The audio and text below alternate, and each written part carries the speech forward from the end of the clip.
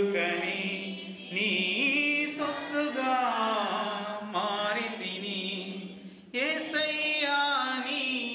రక్తముచే కడుగబడినందున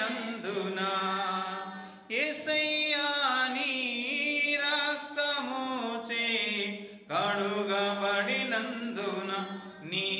శ్రమలలో పాలుందుటయే నా దర్శనమాయనే నా తన వందున శ్రమలు సహించి నీ వారసుడానైతిని నీ శ్రమలలో పాలుందుటయే నా దర్శనమాయనే నా తన వందు శ్రమలు సహించి